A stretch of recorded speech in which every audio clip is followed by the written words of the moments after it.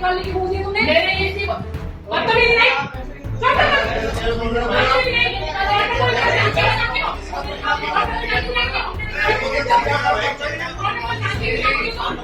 मैं कह रही हूँ रजिस्टर्ड है नहीं, ऐसा नहीं है कि ऐसे ही है। पहले भी तो देखते पहले कुछ हुआ नहीं हुआ मुझे उससे मतलब नहीं। आज की बात करती हूँ मैं। ये कौन सा तरीका हुआ कि कल गलत हो रहा था तो आज नहीं रोकूंगी इसको मैं। दोस्तों, मिर्जा गालिब का विख्यात शेर है, बना है शाह का मुसाहिब फिरे है इतराता, मगर ना शहर में गालिब की आबरू क्या है। राजस्थान की मौजूदा राजनीति और नौकरशाही को देखें तो लगता है जैसे शेर आज भी उतना ही ताज़ा है।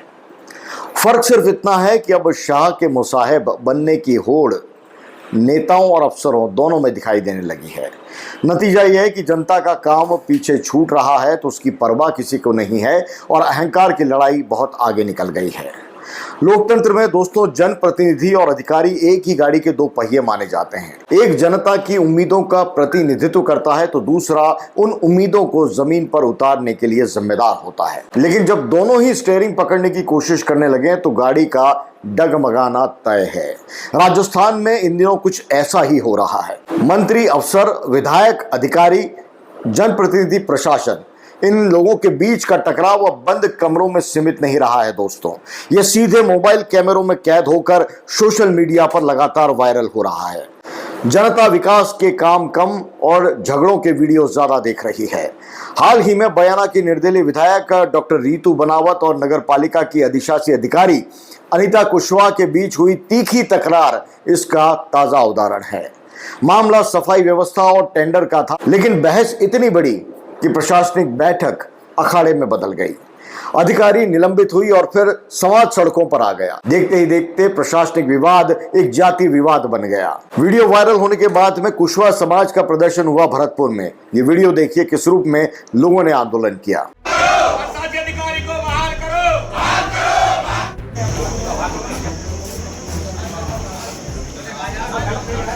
बयाना की भ्रष्ट विधायक ऋतु बनाया जो हर चीज में कमीशन चाहिए इसको, और शासन प्रशासन आंख मूंद बंद कर बैठा हुआ है। ऐसा ही मामला कुछ दिनों पहले चित्तौड़गढ़ में हुआ था दोस्तों, जहां मंत्री गौतम दत्त और थाने के अधिकारियों के बीच में हुआ विवाद भी खूब चर्चा में रहा। ऑडियो वायरल हुआ, आरोप प्रत्यारोप लगे, FIR तक दर्ज हुई और राजनीति गर्मा गई।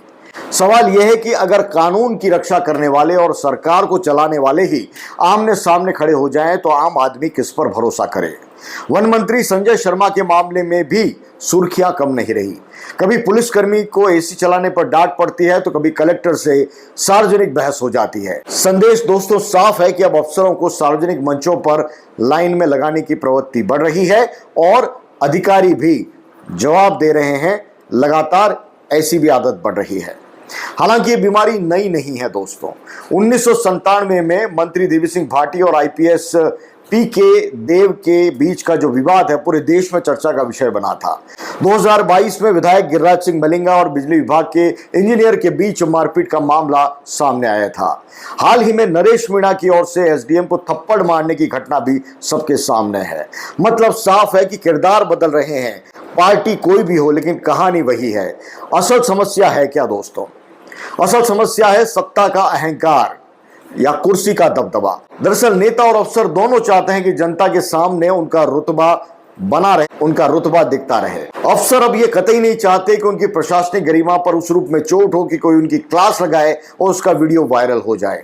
दोनों ही अपने अपने कद की लड़ाई लड़ते हैं और बीच में पीस रही है जनता। दोस्तों, इस पूरे मामले की दूसरी बड़ी वजह है जातिवाद। राजस्थान में अब जाति सिर्फ चुनाव जीताने का गणित नहीं रही बल्कि पोस्टिंग, ट्रांसफर और प्रशासनिक फैसलों तक पहुंच गई है। अफसर और नेता दोनों कई बार जातीय समर्थन को अपनी ताकत मानने लगते हैं। जब पहचान योग्यता से बड़ी हो जाए तो टकराव लगभग तय हो जाता है दोस्तों। तीसरा खिलाड़ी है सोशल मीडिया, जो नेता और अफसरों के बीच में जाकर खड़ा हो जाता है। पहले बहस होती थी तो फाइलों में दब जाती थी, अब वीडियो बनता है और मिनटों में लाखों लोगों तक पहुंच जाता है। ऐसे में कोई भी पक्ष पीछे हटना अपनी हार समझता है। संवाद खत्म होता है और टकराव का तमाशा शुरू हो जाता है। इसका नुकसान क्या है दोस्तों? इसका सबसे बड़ा नुकसान प्रशासनिक व्यवस्था को होता है। अफसर फैसला लेने से बचते हैं और नेता हर समस्या का त्वरित समाधान चाहते हैं। फाइलें अटकती हैं, परियोजना लटकती है और जनता चक्कर काटने को मजबूर होती है। विडंबना देखिए कि जिन लोगों ने मिलकर विकास की इबारत लिखनी चाहिए थी, वो अक्सर एक दूसरे की शिकायतों का इतिहास लिखने में दिखाई देते हैं। दोस्तों, इस समस्या का समाधान क्या है? दोस्तों, संविधान की जिम्मेदारी किसी एक व्यक्ति पर नहीं है, क्योंकि किसी एक व्यक्ति पर दोष भी नहीं है, बल्कि पूरी व्यवस्था को मजबूत किए जाने की जरूरत है। नेताओं और अधिकारियों के बीच में संवाद संस्थागत तंत्र बनना चाहिए। ट्रांसफर पोस्टिंग प्रक्रिया और ज्यादा ट्रांसपेरेंट होनी चाहिए और अधिकारी और नेता दोनों को संवाद और संवेदनशीलता का प्रशिक्षण मिलना चाहिए, बाकायदा उनको ट्रेनिंग मिलनी चाहिए। सबसे ज्यादा महत्वपूर्ण बात है कि सार्वजनिक अपमान की संस्कृति खत्म होनी चाहिए। लोकतंत्र में न नेता राजा है और न अफसर बादशाह, दोनों जनता के सेवक हैं। ये बात जितनी जल्दी दोनों को समझ में आ जाए उतना बेहतर है।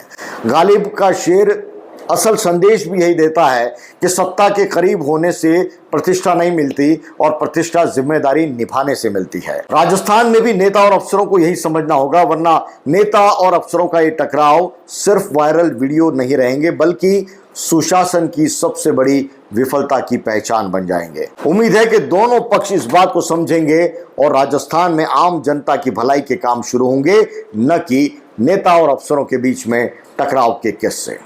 एडिटर्स टेक में इतना ही, मुझे दीजिए इजाजत। नमस्कार।